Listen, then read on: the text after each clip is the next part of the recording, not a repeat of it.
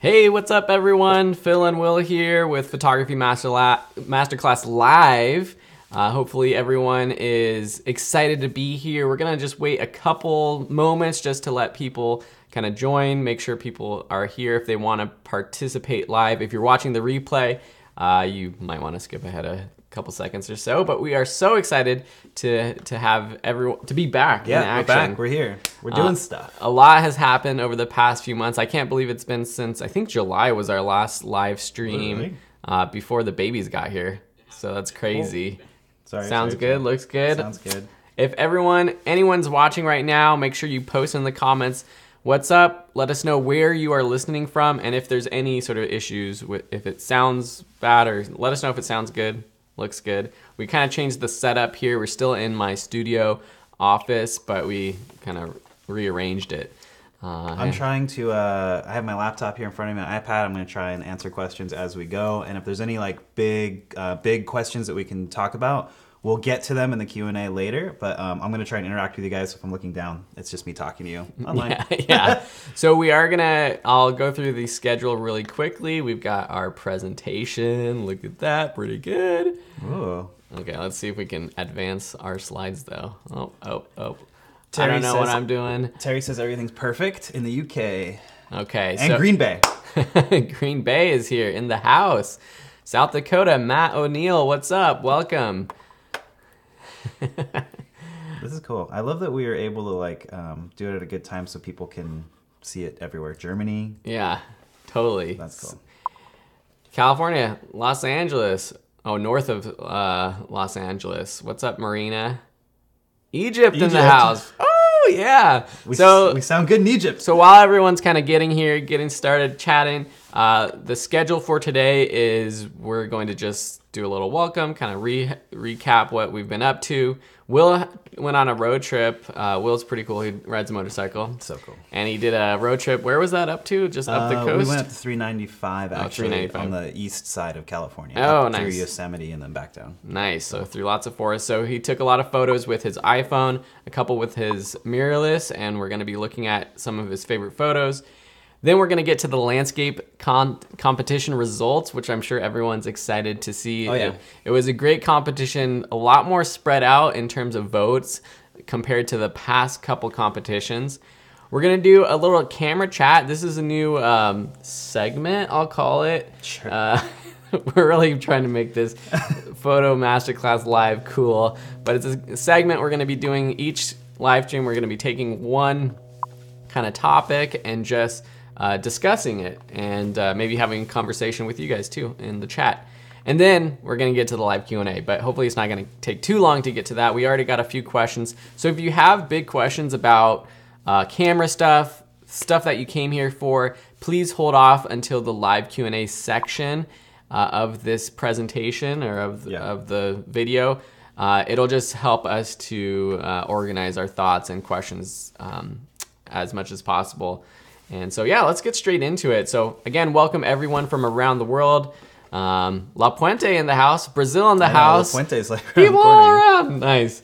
So, basically, we have a lot of new people in the course since our last live stream. So I just wanted to welcome everyone, especially welcome people who just joined the class this week. Udemy is having their big Black Friday sale. And so we're getting a lot of new students. This group is almost up to 10,000 members, which is incredible. That's a lot of people. And there's every day there's dozens of people posting beautiful photos. So just thank you for participating, and thank you for being patient with us. I was gone for a few months because I just became a dad in August. So I have twin boys. A lot of you probably have seen it in the group. I've posted a couple times. And so we kind of took that break for me to take care of the kids. And so happy to be back though in action. And lastly, just if you're watching this and you haven't left a review for the class, take the moment right now. Head over to the course on Udemy and leave a review. It really helps us, those reviews, and this is a great time during Black Friday week to leave us a review so that other students can hear your thoughts about the class. So while you're watching this right now, if you haven't done so, please go over to udemy.com and go to the course dashboard, and you can leave a review for the class. Cool. So let's get straight into it. Will, we wanted to share 5 photos from his recent road trip and just talk about them. So this was one you posted to the group, I believe. Yeah, this was, I got a lot of comments actually. People were kind of amazed by it, but this is actually at Convict Lake. It was at Convict Lake. Yep. There it is. This is at Convict Lake up in Eastern California, and we found this really cool camping spot. This actually I took with my iPhone X at the time, and I took the case off and I got real low to the water. The cool thing with that iPhone, I mean, a lot of mobile phones now are like water resistant, so I don't feel scared getting the lens as close as I can to the water while maintaining that kind of headroom with the top. You can see the top in the mountains there in the background. The thing about the iPhone is the aspect ratio is a little bit wider than this, and this is the edited photo. I usually crop my photos down to a 3:2 aspect ratio, or 2:3 depending on what you're looking at it, because that's also what my Fuji does. And so I really like that aspect in my, if you guys have ever been on my Instagram, it's all that same cropped on all of my photos. So I don't know, I really liked it. I mean, obviously like the reflection in the water is like pretty cool. I added a lot of contrast in post and like just desaturated like a tiny bit, but the color science behind the new iPhones is pretty great. Nice. Love this photo. Love the depth of field, and yeah, just love it. So here's another one just from your phone again. So then we went up the 395 and then down through Yosemite. You can see my buddy's bike is there. And again, I was using my iPhone a lot of times because I don't know if you can see it, but my Fuji is in the top of my backpack there, so I would only take it out when I could. But this was just trying to get some more depth. I don't know. I'm not super stoked on this photo, but you can see how the cropping, the aspect is a little bit higher on the iPhone. I was just trying to get some depth with our bikes in the foreground and stuff in the background. Again, lots of dynamic range on these phones. You can see a lot of into the shade and a lot of into the highlights there of the sky. Yeah, pretty incredible.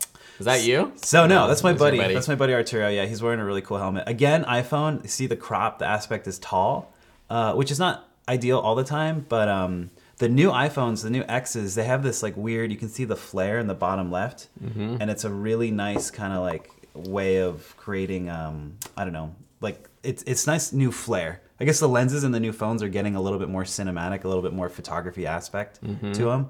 So they create this kind of beautiful flare that was actually, I think, coming right off the, not off the helmet, but like the sun was directly on us. You can see he's kind of backlit by it, which is what I was kind of trying to do. This could use some editing, but yeah, these were unedited. Yeah, these are unedited. Yeah. So okay, don't do this at home. This is probably not the safest thing to be doing. I was using my left hand because my accelerator is on my right hand, and this is my buddy Arturo, and I had my camera strapped around me. Matt O'Neill says I keep my camera in my saddlebag so I can get to it quickly. I probably should start doing that more. But this photo was the Fuji. This is a raw Fuji camera, and my shutter, I can't remember off the top of my head. I think I was at 1/30th. His eyes are closed. Yeah. But I was running with one hand, eyes closed. One hand, eyes closed. I think it was just blinking. Yeah, it must have been. But this is on our way back down from Mammoth Lakes, and I was trying to get that blur in the background. All of you have done that in your assignments. Yeah. You've been really good at getting a subject that's solidly in focus and the background that's blurry. Obviously, I'm riding my bike at the same time here, so it's not like super easy. Yeah. But yeah, that's what I was trying to do there. I just bummed his eyes are closed. Love this photo. This is Fuji. Yeah, you can tell the quality difference for sure. This is the X-T2 with my 23 millimeter, which is a little bit closer to like a 35 to 50. And this is definitely like a pose. I've been looking at a lot of motorcycle photography, and this is something that you can always do when you're going to photograph something. Check out other subjects that are doing the same thing and see how they pose or position the shots. I've seen a lot of times where they're positioning the bikes like this. And so this is the same angle I did. We stopped out in Death Valley, and nice. It was around sunset, and we just set them up and took the shot, and I added some black. I kind of crushed the blacks a little bit, and then I let the highlights go so we can get that nice flare in the middle of it. But I really think like the Fuji's nice because it just falls off. Like the blackness goes and the whiteness goes versus like everything's exposed correctly, and I just like that look. Cool. Well, it seems like a perfect setup to bring the iPhone and the Fuji small mirrorless camera. I know we always do this, but it's always fun. So for everyone who's watching right now, post what camera you use in the comments so we can see kind of the range of cameras that are being used by all of our students. All right, we're gonna get straight into the landscape competition results. So this was the October competition. We had 242 submissions, over 1,000 votes for people liking photos on Facebook in the group. And it was a tough one for Will, Sam, and I to judge. For sure. Like always, we are taking the three of us voted for our top 4 photos. We're gonna go through them in a second. We also took the student vote, which is the photos that got the most likes on Facebook, in addition to the likes that were commented on Udemy for people who did not have aren't using Facebook. And we'll get to the results in just a second, but we've got Sony a6300, the Canon 200D, Nikon D3500, a range of cameras. Lots of Nikons, lots of Canons. A couple of Sonys. Yep. Any Fujis in the house? Any Fujis? We're Fujis. That's okay. I used to shoot Nikon all the time. I love Nikons. Honestly, if I had more money and my arms were stronger, I'd probably keep shooting Nikon. Yeah. And post if you participated in the photo competition. Let us know if you submitted a photo in the chat as well. If you're brand new to the class, we do these competitions 4 times a year now. So every 3 months, I guess. And so the next one will be happening I think we'll do it in January. Yeah, January. It's coming up. Yep. I don't know what it's going to be in January, but I'm sure it'll be a good. We have a list somewhere, don't we? Yeah, we do. All right, so let's get into my top photos. So I rank them 1, 2, 3, 4. As you can see, we've got Stefan Gartner at my top one. So the order of the photos and the photographers is here on the left-hand side. What I love about all of these photos, especially the number 1, actually more so the number 1, 3, and 4, is that it's a landscape photo with a subject in it. And that's something we talk a lot about in the class, is that great landscape photos aren't always necessarily just a wide open vista. It's choosing a subject or finding a specific subject. The subject for this top one could have just been the mountain in the background, but instead they found this awesome old car that just rusted out. And it is well balanced. A great foreground element. Same with this photo over here on the right, number 4, with these ducks in the foreground. I know it's kind of hard to see. Dean McLagan. Same with number 3. We got a lot of photos of people posing within a landscape. This was one of my favorites. And then this number 2 photo from Patnarin. Love this photo a lot. Love the texture, love the balance, just how the mountain kind of goes through the frame in a diagonal. So really love this photo. So Will, I think you're up next to talk about your top 4 photos. Yeah, so I think the big thing for me, and I picked the duck one too, so I'm gonna go to that one first, but number 2 was, again, having something in the foreground I like, and then I liked the silhouettiness of it. I felt like there's a lot of good elements.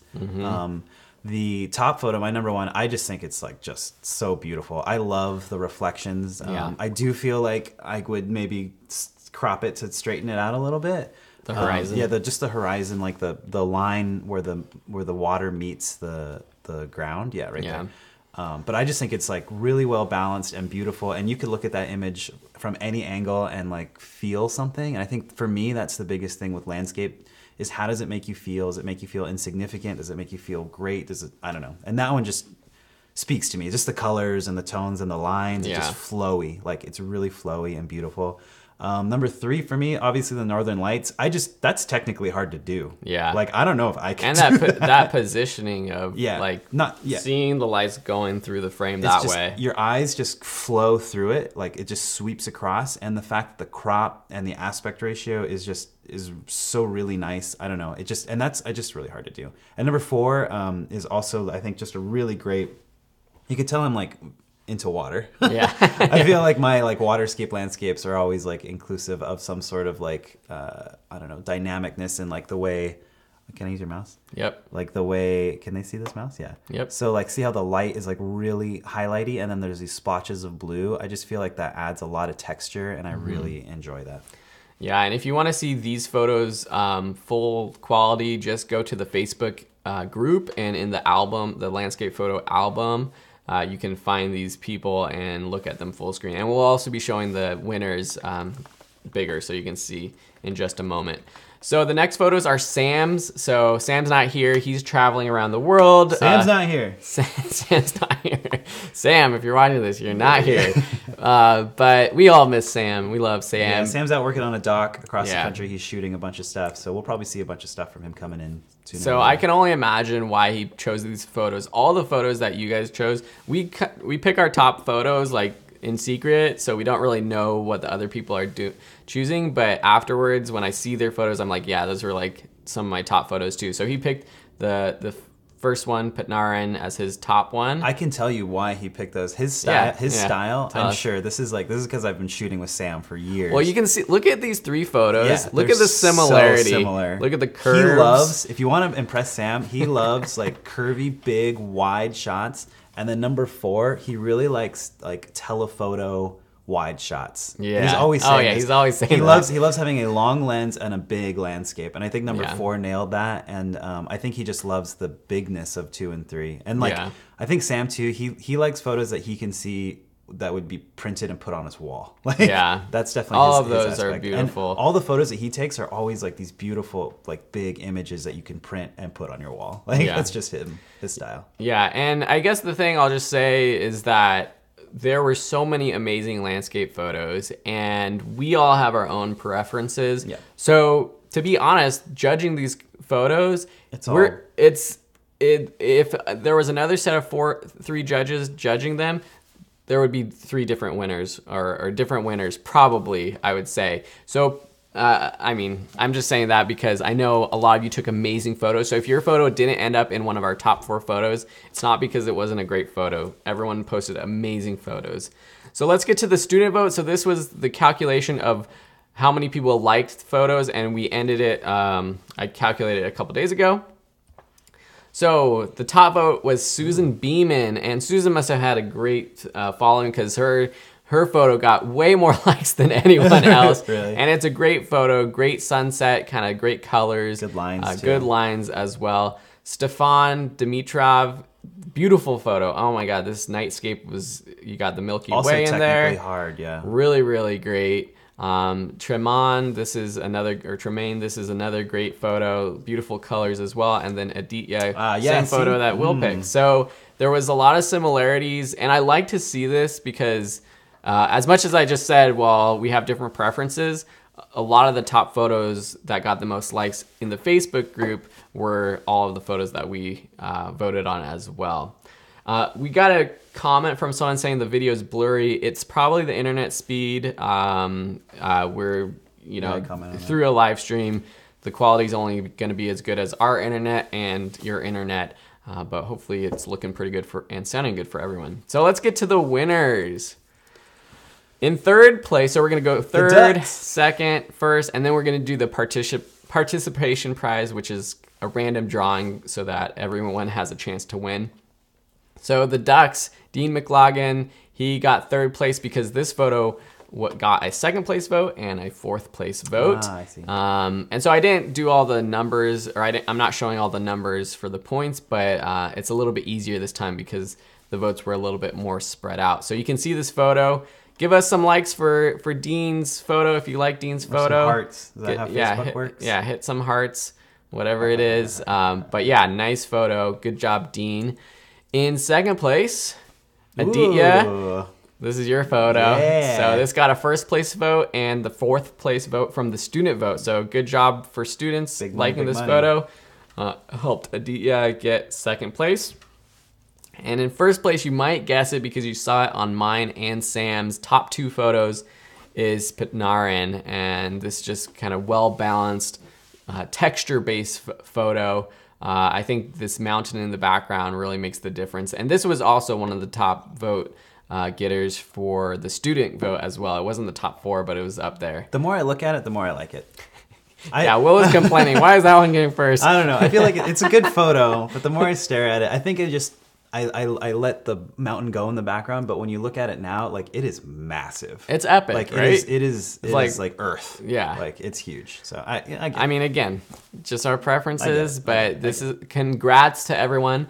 Patnarin, Aditya, and Dean McLaughlin. I wish I could give prizes to more people, but you know, we have a limited. There's only so much we can. Yeah, there's only so much we can do. All right, let's get to the participation prize. So this is a prize. Someone was asking about this in the course. How does that work? Basically, we want to make sure that we're incentivizing people to participate, even if you don't think you're gonna have the best photo. And so what we do every competition is we do a random drawing for the winner. So let me get the screen over to the right one. Okay, so here we are. What we're going to do is we have our album with all of our photos here, and then we have Google's random number generator. And so I've set the minimum to 1 and 242. Actually, what I have to do is 244 because I added a couple photos in here. So we have our numbers 1 to 244. I'm going to click generate, and then depending on where that photo is, we're just gonna count through the photos, and that photo is gonna win the participation prize, which is I think $25 if I remember right.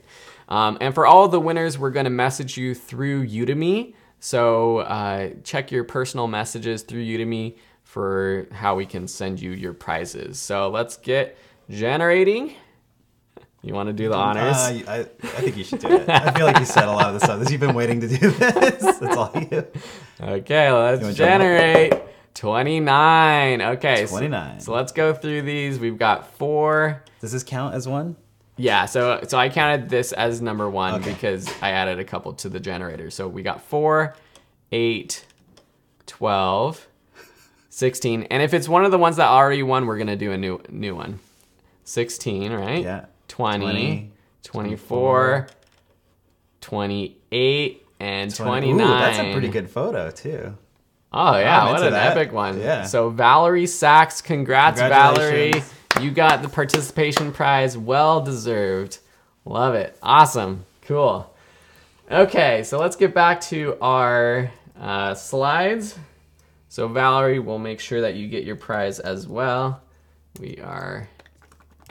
Here we go. We're back on our slides. Okay, so really quickly before we get into the actual Q&A section, who's having a good time? Who are you liking the format? Yeah, are you liking I think people live are engaged. stream? They're like not commenting because they're so encapsulated by what Well, we're that's talking. so nice. They're not commenting because they're so They're engaged, and they're not like on other Facebook tabs or watching other videos at the same time. Yeah, that's so sweet. We're super interesting. I want to ask a question though for you guys to post in the comments. What do you guys want the next competition to be? Oh yeah. So we've already done portrait, we've done landscape.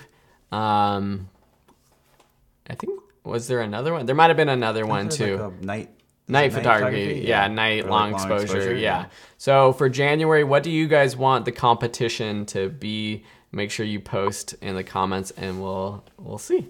Cool. So our camera chat, this is our new segment.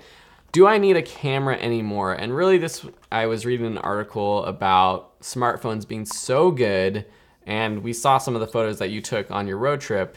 Do we even need a big, bulky camera anymore? And I just want to have this chat, and I also want to pose this question to you in the comments to ask you if you have an opinion. Do you think having a smartphone is good enough? What's the benefit of having a big camera anymore and having to carry that around? I think, again, and I say this in the class, I feel like I said this in like every single section, but the best camera is the one that you have with you. Mm-hmm. That being said, there's different variations of good cameras to bad cameras. I think if you look back at the motorcycle trip I just took, I really did bring my Fuji and was like, I'm going to take photos with this all the time. And there were times when, I didn't have it accessible, or even when I did have it quickly accessible, the phone was just so much easier to use. And it was it's good enough for what I wanted to do. Mm-hmm. I think it really depends on like what you're shooting. At the same time, like having a Fuji where I can have the focus fall off better than the phone, I can do longer exposures than the phone. I can actually like step away from social media, step away from using my phone, and just have a camera. There's lots of differences, but like, I don't know, the phone can really do some good shots. Yeah. Like it's I don't know. I don't know as if you need a camera unless you're trying to like dive more into it. I heard a really good analogy the other day. with knives, cameras and knives. I haven't told you this yet. Nope. Okay. There are knives that do everything, but there are also like really fancy Japanese knives that are really good at exactly what they're meant for and not so good at other things. So, you know, if you take that aspect, like a cook uses like one knife for everything, or they use specific knives for one thing. So depending on what type of cook you are, or like what you're doing or what your daily life is, that's the type of knife you use. So I don't know. I feel like that's a good analogy. Well, I would say, and we were getting a lot of good comments, both on the competition we should have. A lot of people saying wildlife. Yeah. We got street local life. We've got winter wonderland. So lots of great ideas. Street animals. So wildlife might be a good. Wildlife might be a good one. Might be a good or one. Or macro. I saw macro in there too. Someone asked for that. Yeah. Let's see. We got a comment too. I think I could post these too. Okay. So cool. We got some. We can actually post these questions or these comments. Oh, that's cool. The problem is I don't know who this is from, but there's a comment that says, I have taken the same image both on camera and on phone. Andy Cross. And people could tell the difference between the two. But yes, they both have their purpose and the time to use them. Yeah. Thank you, Andy. Same yep, thing, that's Andy. great. Same. Let's see. We got another comment here. I have the Galaxy SO Plus, but haven't really messed with the camera. Having it, yeah, so sometimes you have a phone and you don't even play with your camera. Autocorrect sucks. That might have been it. Nice. Okay, so any other opinions? We'd love to have them. I think for me, there's definitely a quality difference, and it depends on the situation, like you said, but I've really noticed lately with having the twin boys, I'm taking a lot more photos. And I'm trying to bring my mirrorless camera around a lot more. One, because just the quality is better than the phone that I have. I have an iPhone 6, so it's pretty old now, even though it's just a couple years old. Yeah. But I mean, it's still a great camera for a lot of situations. But when I'm indoors in low light situations, it's not as good. And the lens, it's not the perfect aspect ratio or the perfect focal length for me. I found that, and I'm going to talk a little bit more about taking photos of babies indoors because someone asked this question earlier, but I found that having a wider lens is perfect because I'm always holding my babies right here in front of me, and so I need that really wide lens to capture the whole scene or their whole body or whatever it is I'm taking. So having the interchangeable lenses is definitely, I guess, the biggest thing for me. Yeah, the interchangeable glass. Yeah. Daniel post a picture of XY and you have to guess if it's shot on a phone or a camera. Oh, that's a good one. That's a good idea. I feel like we should do that with a mirrorless and a phone and a film shot. Yeah. And then see if you guys can guess. We'll work on that. Yeah. I feel like that'd be fun. Maybe we'll add that to the class or something. Or definitely to the Facebook group. So, cool chat. If we have any topics for next time, let us know. We'll add it to our list. So let's get to the live Q&A. We had 2 questions that were posted beforehand, before the live stream. So we'll get to those right now. One was, any tips or tricks for photographing twins indoors? That's on you, man. I think more so just photographing indoors, photographing infants, kids. And like I just mentioned, I've got my camera here, the Fujifilm X-T2. So glad that I got this camera before the babies got here. I got the 16mm lens. I was debating between this one and the 23mm, but this one, it was just light. Do you like the 16? Like, do you feel like it's ever too wide? I mean, it's too wide for some situations, but I love this lens. I actually use this lens a lot more than my 56, which is this one right here, which this one, I will say, is a more beautiful lens for taking portraits, but for like everyday stuff, especially with the kids, like I'm saying, it's like I'm right here, the baby's right here. I can turn it on so you can see kind of the... Oh, yeah. It's like the perfect aspect rate, or the perfect focal length for me for taking those photos. So I love it. I can take selfies with it too. It's wide enough to take selfies with the family, and that's a beautiful photo. Okay. Beautiful photo. we'll post that one later. I was thinking about getting the 16 because I feel like shooting like close up like that with twins or like babies or just people in general, I think would be fun. Because I feel like even when I was on the motorcycle trip, that shot that you guys saw on the bike was with a 23. Yeah. But I feel like it could be a little wider. Yeah, and I think for even landscape photos, I haven't really taken it out and done a lot of landscape with this camera, but the 16 is going to be really nice as well. So in terms of that, just having that wide lens is a good tip. And then the other thing is just with the lighting, all my photos are coming with natural light.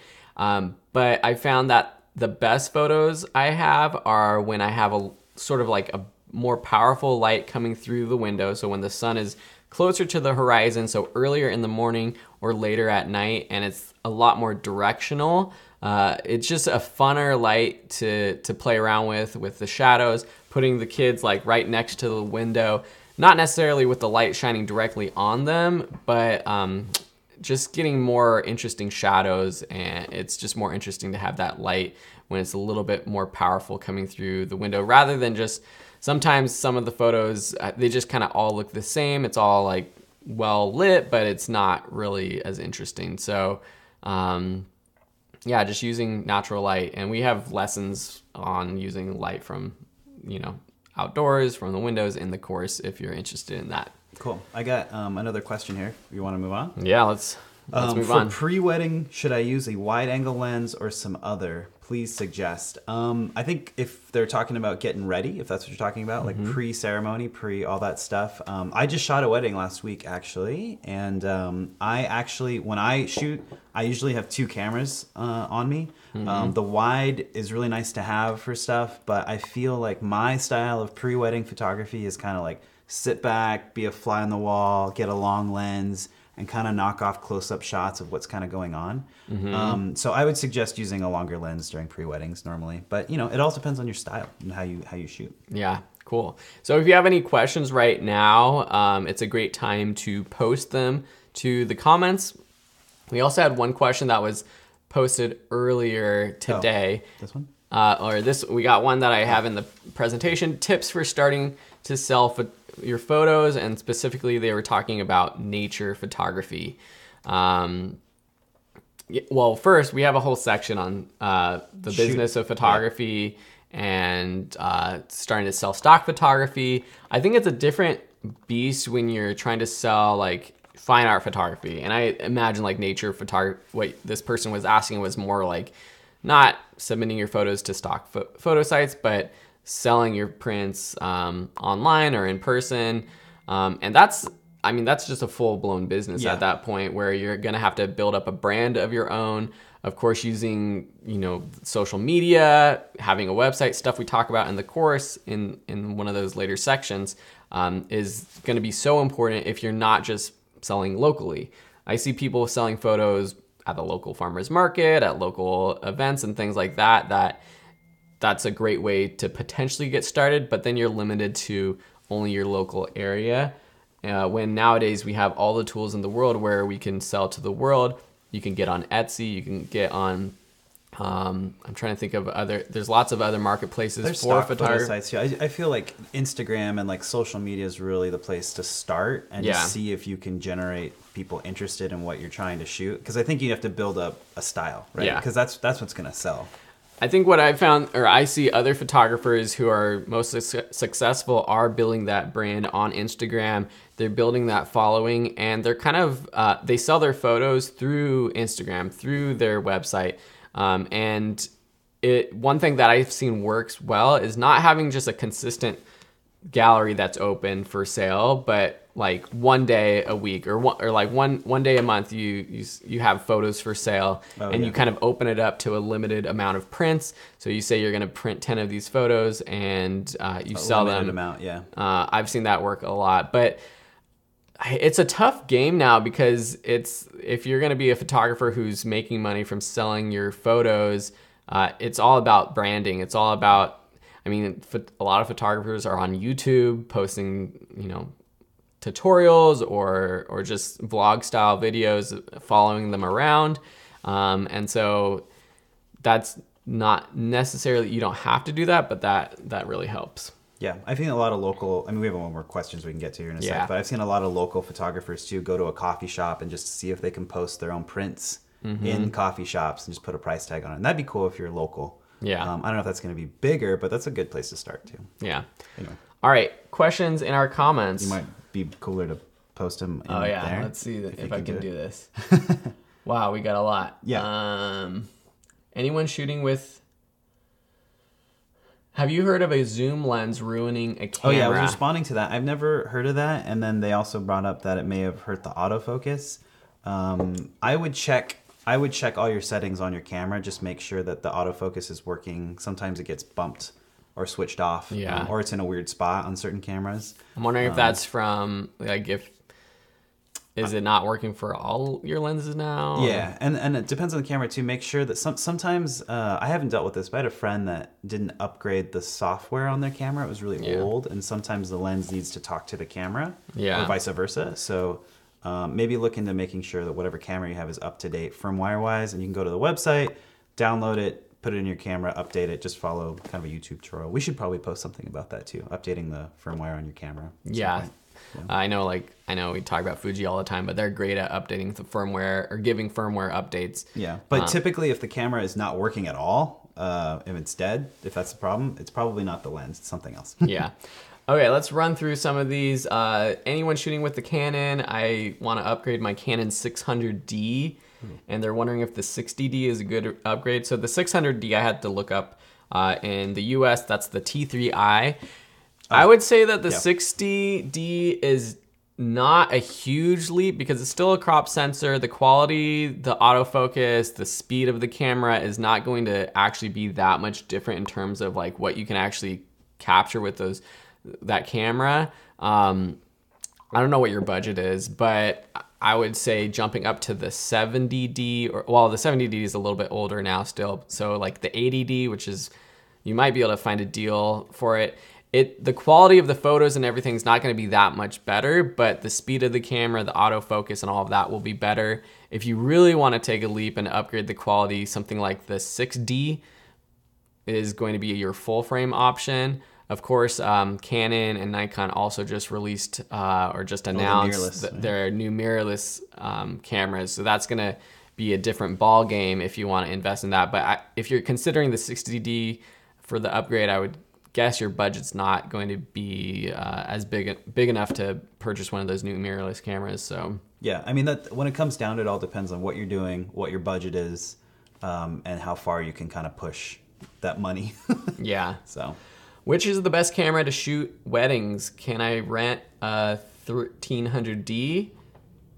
Please share your own experiences. Please. Oh yeah. So the 1300D, that's got to be a Canon X. All these the numbers are weird because we don't use the 1300 in the United States. Yeah, what is that one? That's like a T3 something or other. But I think I've used everything to shoot weddings. From I've shot a wedding on film actually back in the day. Yeah. But that's the T6. Yes, T6. Yeah. So T6 can do it. I think you run into some problems in some low light situations, and I think I responded to them earlier.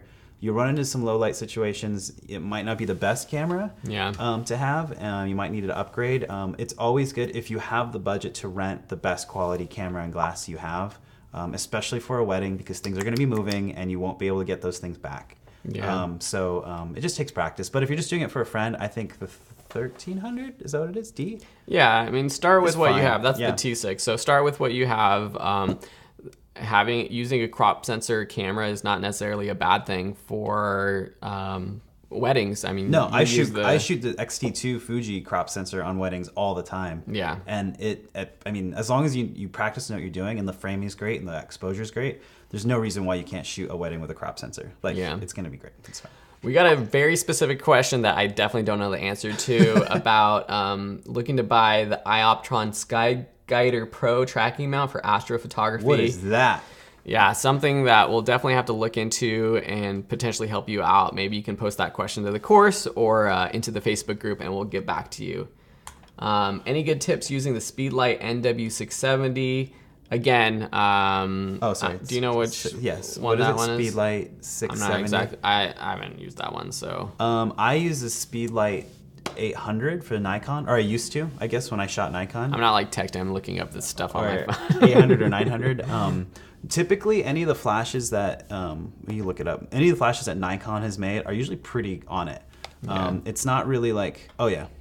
I mean, it's basically a typical flash. So check out the lessons on flash photography. We talk about, adjusting the power, bouncing off walls, off ceilings, using filters and things like that to diffuse it. So definitely check out that lesson in the course. That's the big thing with flashes. If you can control the intensity and the quality of it, and you can diffuse it and make it look nice, really any flash is going to work well with your system. Yeah. Just make sure it works. This is a fun question. Is it better to progress in one style of photography or work on being able to do all ranges I've been asking this question my entire life. Well, you want to go first? I don't know. Yeah, I feel like it depends on what you want to do. Like, if you know that you want to be in a specific style of photography, or you just know you want to be a photographer, it kind of depends. From a business aspect, I think posting like that you're a wedding photographer is great. Like if you post food photography on your wedding photography site and people are trying to hire you, that's probably not going to work out so well. Yeah. But I think if you want to be a specific type of photographer, yes, you should focus on it. If you just want to be a general photographer, find your bread and butter that's going to make you money, like weddings or portraits.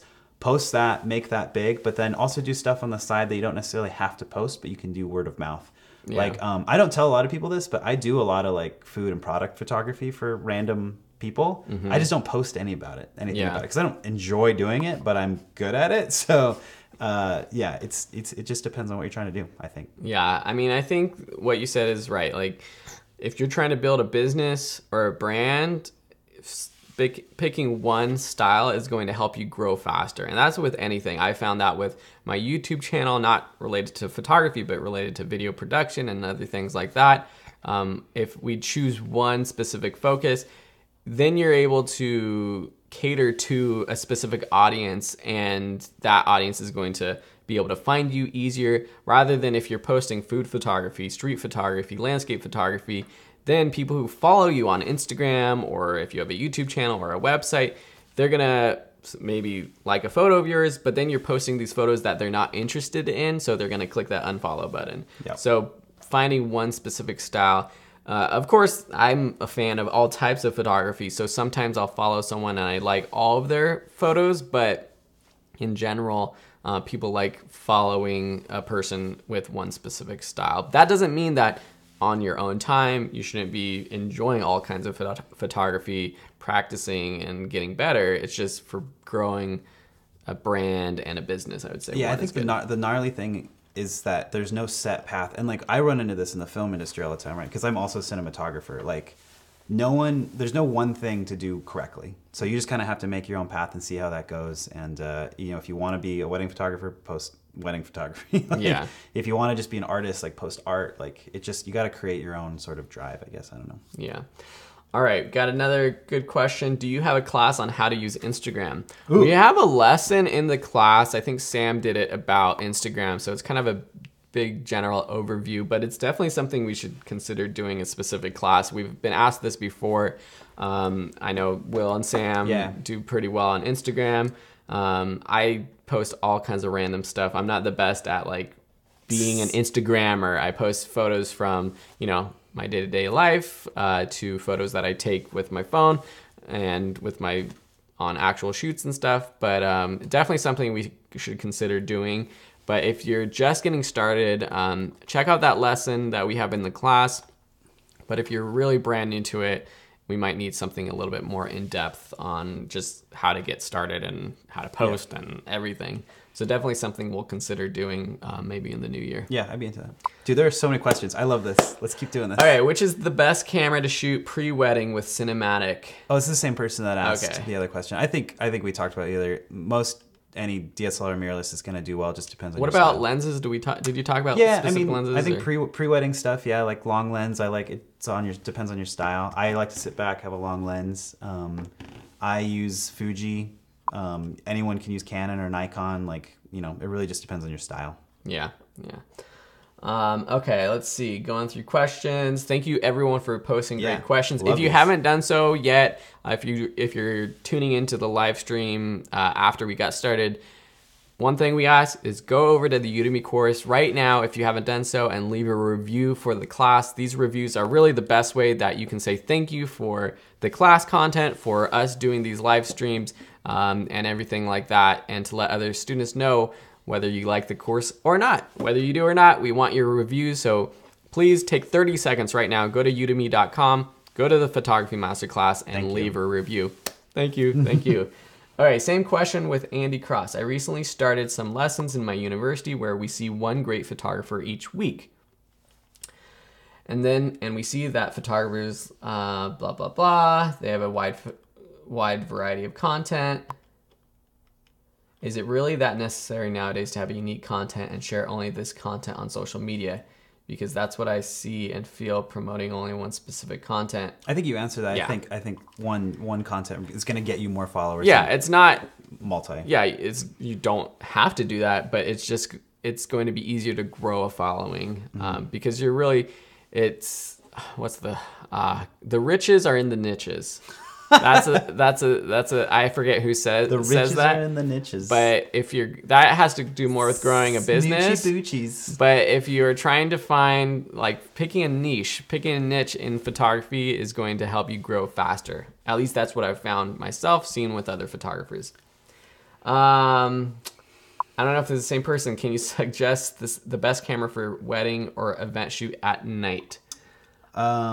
Definitely check out like the newer mirrorless cameras that can shoot better in low light. A lot of this might have to do, if you don't have the best cameras, just getting a better lens as well. Yeah, I mean, at first you're going to want to have a fast lens. I have a fast lens in my kit that's a 1.4 that I always will jump to when it becomes low light, no matter what. Certain cameras have better ISOs. Obviously, the more money you spend, the better the sensor, the better ISO you're going to be able to bump up to without getting grain. So really, it just depends on where your budget's at. But I would start with lenses. If you don't have a good camera, get a fast lens. Yeah. And if you can afford it, get a better camera with a higher ISO to shoot at night. Yeah, I mean, we see a lot of wedding photographers shooting with, the Sonys now. Yeah, a lot of Sonys. A-line. The A7s.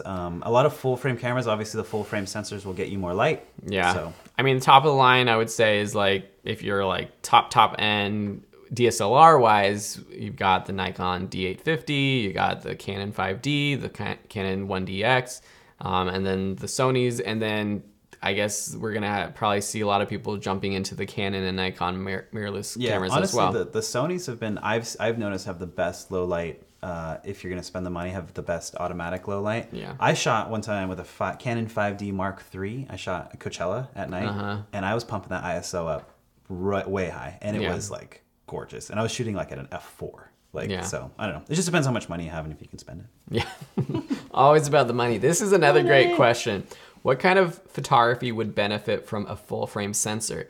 And in which situations does having a crop sensor, is that good enough to get great shots? Okay, first off, constant battle. I mean, this is what we say all the time in those classes, that it doesn't matter what camera you have. You can get great photos with any camera, whether it's your phone, whether it's an old Canon T2i, a brand new Fujifilm X-T3, whatever it is, you can take amazing photos with any camera. But to answer the question, are there situations where crop sensors better or full frames better, or vice versa, where crop frames better? I only think crop frame is better, not from the shooting aspect, but from an overall, like, they're cheaper, they're lighter, usually, and they're just easier to tote around. I think from a shooting aspect, and they're good enough, like they're great, they're like super great. The full frame to me has always been like, it has better fall off focus wise. You can get more light in, so you can shoot lower light. Again, it depends on your skill level and what you're comfortable with. And money wise, I used to shoot weddings with Nikon D800s, Nikon D700, and those are full frame, full sensor cameras. And it was great. But nowadays, these crop sensor mirrorless cameras, like my XT2, will do just as good a job. It's lighter. I'm carrying it for 8 to 10 hours a day. The glass is cheaper. It's smaller. I can use it for travel. So it kind of depends on what you're doing. I would say that too, sports And some good, event yeah. photography, crop sensor is great, and a lot of professionals use crop sensor cameras because you get that extra focal distance in your camera if you don't want an even bigger lens. So I think portraits with full frames are probably better. yeah. I think that's a for sure. good time to use full frame if you can. The fall off in the focus and people, and if you want to go big, get medium format sensor, which I think looks even better. I mean, also until recently, full frame cameras, and you talked about this, were just a lot bigger. Still are bigger than a lot of crop sensor cameras, but now that we have the new Canon R mirrorless camera and the Nikon, the new one that they came. What's the new Nikon? I forgot the name of it, but also the Sony A7, that's a full frame, and that is Those are almost smaller the same now. size as a Fuji. Yeah. So I would say like before, maybe street photography would be better with a crop sensor camera or just something that's smaller. But now with the full frame being just as small practically, that's kind of a toss-up, I would say. Yeah. Cool. Lots of great stuff. What do you guys think? Post below if you think full frame is always better or if you have an argument for crop sensor cameras. Okay, I wanted to upgrade from my Canon T5i, looking for some suggestions on Sony or Fujifilm mirrorless cameras for event photography, or should I go for the Canon 5D Mark IV? See, the Fuji mirrorless camera or the Sony is going to be very different than a Canon 5D Mark IV. The 5D Mark IV is a fantastic camera. And it's lot like kind of pros a use better, it. Well, it'll be an easier jump from your Your T5i. Canon. Also, depending on what kind of glass you have, you Yeah. can always keep using it. Yeah, if you have like L series or L glass, then you might want to Yeah. consider the Canon. They're talking about events though, right? So again, I switched from full frame DSLR down to mirrorless because of the events I was doing. It's just I was doing so many events for so long, and my back was starting to hurt, and I carry 2 cameras. So having the smaller mirrorless cameras like the Fujis makes it better. Also, I compress them down to being travel cameras. Yeah. So my big Nikon D800 was not going to be like really great for hiking, but the Fuji X-T2 is really great for hiking. So Yeah. again, what kind of photographer are you? You know, do you want to carry big cameras? The 5D Mark IV has better low light than I think the Fujis would. The Sonys have really great low light, but they're E-mounts. So like, you know, what lenses do you like? You know, I mean, in terms of specifics, though, for Sony, the Sony A7R3 is what Sam has, and that's a great camera, great low light. That's going to be more expensive than something like the Sony A7 III, which is a good, I mean, it's a competitive price if you're choosing between Fuji or Sony. That's kind of a great entry full frame mirrorless camera to look at. I haven't played around with the Canon, the new mirrorless camera. I haven't checked it out, but I hear good things. Yeah, I'm sure it's a great camera, and if you're, a fan of Canon, then I mean, you can get adapters for your glass, but they're coming out with new lenses for that mirrorless line. In terms of the Fujifilm, they just came out with the new X-T3, so I would consider that. The X-H1 is better, it has good video aspects of it, but it's a little bit bigger. My niece just got an XH1, and Oh, it's a did she? little bigger, but the video is great, and the sensor's like beautiful. Like it looks great. It is bigger. Cool. I mean, there's so many options, and it's always changing. So, okay, so I want to do some long exposure during the day. Can you recommend some ND filters that are not too expensive? Oh, too expensive. Oh, I didn't see We that. have a list in the course, I believe, in the equipment section. Lee filters are great filters to check out. You use those in that. I use in that tutorial in the class. I use the Lee filter big stopper, and I have an adapter for my specific Fuji glass. I don't think that was crazy expensive. I can't remember off the top of my head, but that's a really great daytime filter. You might be able to find a used one, or you can rent some and see what you think. That's always like a good way to do before you start purchasing stuff. But yeah, Lee filter big stopper. I think it's like 10 stops. Yeah, those are a little bit pricey though. Are they? Well, I don't know, but compared to something you find on like Amazon, but sure. you're gonna be choosing something cheap on Amazon that's like plastic that can get the job done. But yeah, I don't know. We'll have to it depends on what camera you have too, or what lenses you're using, because they come in different sizes. Question about Instagram. Can you post from your computer to Instagram? So Instagram itself natively, if you go to the Instagram website, you can't just post to Instagram. There are apps like scheduling apps and things like that where you can go from your computer to Instagram. I was trying to look up the ones that I've seen before. But this is a good question for Google. Yeah, it's going to be faster than what we can do here. But there are apps, like third-party apps, where you can... I think someone answered that too. Like you can find cool. a workaround for it. Yeah. All right. Let's see. This is the most questions we've had, I think, in a Q&A. I love it. You mentioned long lenses. Can you specify which lens with the Canon 5D or any camera you suggest? When I would shoot Canon, or when I've had jobs where I've needed to shoot Canon, I would always use the 70 to 200 L series to 2.8. Again, that is like a $2,000 or $3,000 lens. Mm-hmm. So maybe not super affordable, but that's what I would shoot for a wedding. On Nikon, they make the same similar to 70 to 200. So if you can find that range, 70 to 200 for a wedding, and you can get a 2.8, that's great. F4 would probably be fine too, a little bit cheaper.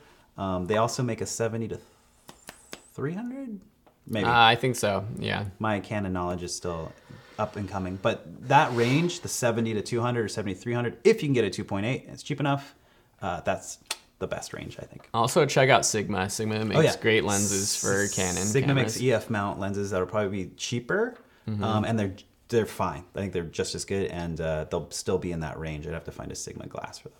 We got a question about the Canon 1300D. How do you change it to manual mode? So for any Canon camera, there's going to be the dial on the top.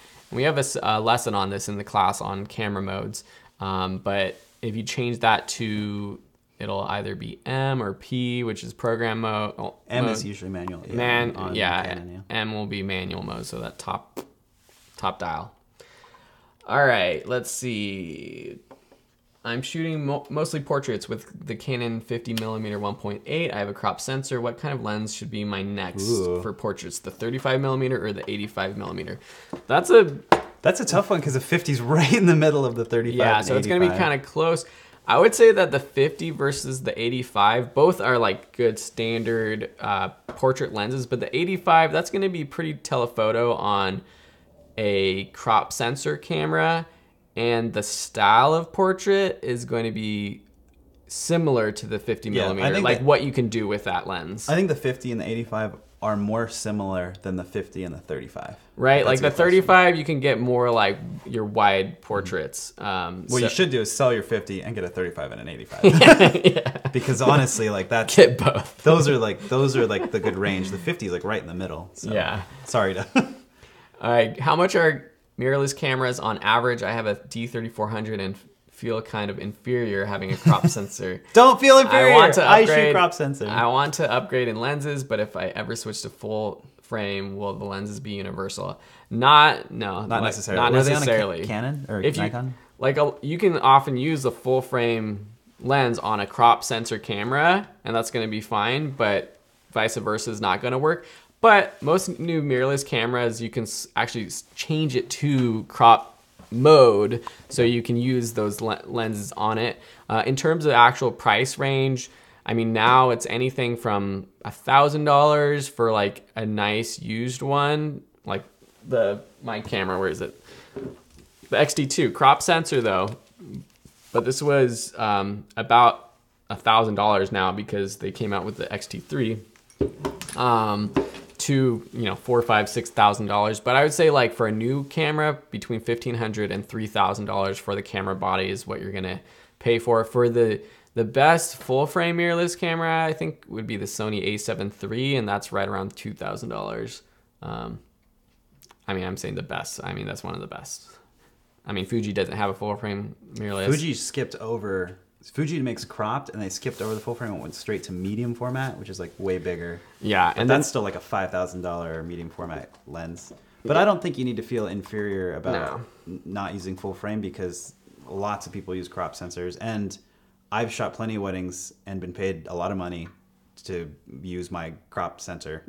Yeah. So it really just depends on, like, again, your style. But there are some crop sensor lenses that are fast enough that will get you that light. You shoot wide open, you'll still get nice fall off. The Nikon Z is the mirrorless camera. That one's going to be mid 2000s, and then the same with the Canon EOS R, which is their new mirrorless camera. I've been selling his 50mm lens now. That's a great lens, though. Don't it is a good lens. 50mm is a rad lens, and I would use it, but yeah. Do you have the info on what gear setting was used on the landscape winners? No, we don't have that. Unless you guys post it yeah. in Udemy, we can't see the metadata when it comes over. Yeah. It's always helpful when I'm answering assignments too. If you guys want to take the extra step and post your settings with ISO, f-stop, and shutter, we can help give you a little bit more critique because we'll know what you did. Yeah. But with you just uploading, we can't see the metadata, unfortunately. Yeah. Someone's asking, what about the Sony a7 II? Don't know what that's in relation to, but it's a great camera, and it's yeah, if you want to get something like a previous model, previous version. We used to use that for video all the time, and Sam swears by his Sony, and you can go to Sam's Instagram and see most of his stuff is done with his Sony. I think there was a huge leap, though, in how good the a7 III is compared to the a7 II, so if you could swing it, I would definitely suggest jumping up to the a7 III. For sure. And you could probably get a used one now because it's been out for a while. What is your preferred post software? So for editing photos... Ooh. Me personally love Lightroom. Lightroom. Actually, you were just talking about this, showing on your new iPad Pro, Lightroom on Lightroom CC on the iPad. It's awesome. I mean, it looks like just as easy to use as on a desktop. But just for editing a bunch of photos at once, definitely Lightroom for me. I use Lightroom for mass photo editing, and usually when I'm doing weddings or portrait sessions, I have a lot to do, I'll use it. But for specific edits, I'll still use Photoshop. There's so many different editing options out there, though. You don't have to use Lightroom. You don't have to use Photoshop. We have a few sections on different photo editing apps in this class. But people are always asking us to create new sections on different apps. In truth, we just can't create lessons on every single app. And in general, the way you edit is very similar across, or the things you can do with editing is very similar across any app. You're going to be able to adjust exposure, white balance. You're going to do more advanced editing with brushes and filters and things like that. But if you're serious about getting into photography, I think Lightroom is definitely, the workflow of it is the best, and it's what most people use. So when you're collaborating with other people, you're gonna just be able to communicate better if you're using the same apps. All right, let's see. I don't hear much about the Panasonic G7 and G9. Wondering why they seem like the underdog in the camera world. They're totally the underdog. I use them after being a Canon user for so long, and for images and video, they seem awesome. So the Panasonic G series is a great series. It's good cameras. Micro Four Thirds, so I think that's one of the reasons why a lot of photographers don't highly recommend them, just because the quality in terms of, I'm not even gonna say that. No, I don't. I'm not gonna say that. For video, one of the best cameras out there. I know for a lot of video guys and gals that use Panasonics. They love them. If you're doing photo and video, for sure, it's one of the best cameras out there. I considered it briefly when I was getting my Fuji, just because I was like looking for a photo camera, but then in the back of my mind, I was like, but I love doing like little video documentary style stuff, and that's definitely probably the best best little camera for video out there right now in terms of all of the different options you have and the specs. It's like a Swiss Army knife, the Panasonics. Yeah, and it takes great photos. Yeah. So I'm not going to say anything bad about it. But I think in terms of the photography world, because it's Micro Four Thirds, which means the sensor is a lot smaller than like a full frame camera, that's why a lot of people give it a lot of flack. Yeah, and it's just not as popular. I think it's just not a buzzword. The Panasonic, people just don't mention it as much. But I think it can go toe to toe with the A7 for sure. Like any Sony camera can. All right, we got lots more questions. Let's see. Thank you. Actually, we might have reached the end. Yeah. All right. Anybody else got questions? I'm super excited about. Let's check the Udemy. Yeah. We had one question from before from Susan on Udemy. Hi, I'm looking to buy a mirrorless camera, and I'm wondering which lenses you would recommend for general photography, portrait, street photography, nature, etc. a 16 to 50 millimeter, or an 18 to 135 millimeter lens? We get a lot of questions on like specific gear. Yeah. And I know we always go back to like, it depends on your preference, but a mid-range, and I say the most popular that you'll see a lot are the like 18 to 55, the 16 to 50, the 24 to 70. If you can get that as a kit lens, that's a really good general thing to start with. If you're just beginning out as a photographer, I would go with that range, like a mid-range, so wide to sort of telephoto, like a 50 or 70, because you'll discover what you like and what you don't like, and then from there you move on. You say you're into portraits, you'll get that 50, or you'll get that 35 if you're into like walking around, or you'll get that long 200 millimeter lens if you're into sports and wildlife. So that's a good mid-range lens to start with, I'd say. I would also say that you have to decide, well, you can get both, but your decision is, are you getting a zoom or a prime? You're asking about zoom, so those are great ranges that you're looking at, but I would also just challenge you to think about maybe getting a couple primes or just primes. When I bought my mirrorless camera in the summer, I got the two lenses, the 16 millimeter and the 56. Definitely want to get something a little bit more telephoto in the future, and maybe something in the middle to kind of balance it out. But for the longest time when I was shooting Canon, I was always shooting with zooms, and I always thought zooms were great. Zooms were just as good. I didn't necessarily need to just shoot primes, but there is a beauty in having one focal length with a prime and forcing yourself to get a little bit more creative in your positioning, where you're standing, where you're shooting from, with a prime lens, and the quality just tends to be a little bit better. They often are a little bit faster, meaning they have a better aperture. You can open it up a little bit wider so you can let in more light, better for low light situations. So definitely consider a couple prime lenses. It's gonna depend on if you have a full frame or crop sensor, but again, trying to cover that range from like a wide between 10, 24 millimeters to something in the middle, 24 to 85, and then something even more telephoto is usually what people try to do. There's a question here. Do you guys hate the Canon M50 like the rest of the internet? To be completely fair, I have not touched it yet, but I've heard mixed things. Yeah, I think people are hating it because they're not into mirrorless yet. Like that's what people are like not into. Yeah, and like it's a style of shooting. So I can't say whether I hate it or like it, but nah, I can't. I'll look into it. I can't wait to get my hands on one. Yeah, I haven't used it either, so I can't say. Is there a course you have on proper video editing, lights, and film tips? Great question, actually. If you enjoyed this class with Sam, Will, and I, then we have the Video Production Boot Camp, which is a very, very similar in style and quality and breadth of the course.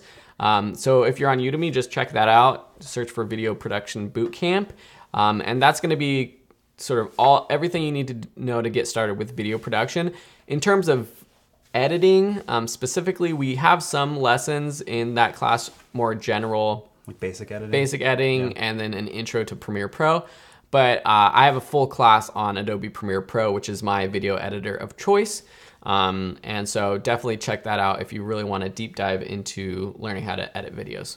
I also have classes on like Final Cut Pro, DaVinci Resolve for video editing, but I would suggest the Premiere Pro one. Cool, man. Well, we'll stay around for a few more minutes if we have any more questions. I just want to say thank you to everyone. It is Thanksgiving tomorrow here in the States, and for anyone around the world celebrating, Thanksgiving is a great time to share thanks and be thankful for what we have. And we launched this course in April, and I'm just very thankful for all the students that are in the group, in the class, who have participated, really to make this group so inspiring, and the class as well. And also thank you to everyone for being patient over the past few months as we were a little bit busy with raising twins Children. And stuff, becoming a dad for the first time and jumping into it with two. So I'm thankful. Anything you're thankful for, Will? I'm really appreciative of all you guys interacting with us. I think it makes it like a million times more fun for us. Like it doesn't feel like we're like, I don't know. It feels fun. Like I just feel like it's really great passing on knowledge to you, and you guys are engaging asking us questions. Like, I don't know. I just thankful for you guys enjoying it and staying up on it. Yeah, we're gonna. I mean, we're back at it, so we're gonna try to do these live streams once a month. So next time it'll be in December. We'll try to figure out a time and a day while it's not too busy. January, you're going to be pretty busy because you're shooting a feature film. I am shooting a feature film in January, but after that, I'll be open to. Yeah, and hopefully Sam can get back at it in January. Or on a weekend, we can do a live stream. Yeah, we can do a weekend, and even if you can't make it out, we'll do it over the internets. We did have a question. Between the Fuji X-T2 and Sony A7, what solution would you go for 4K work despite the difference in sensors? Ooh, looking for a video solution other than 5D Mark IV. The Fuji X-T2 does shoot 4K, but it's not the best. It's fine. I don't think the sensor's fast enough, the processor's fast enough.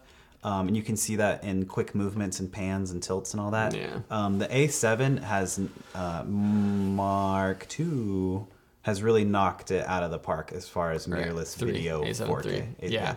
And that with the GFX, I'm sorry, I'm getting confused here. The Panasonic GH. 9 or GH, whatever, or 7.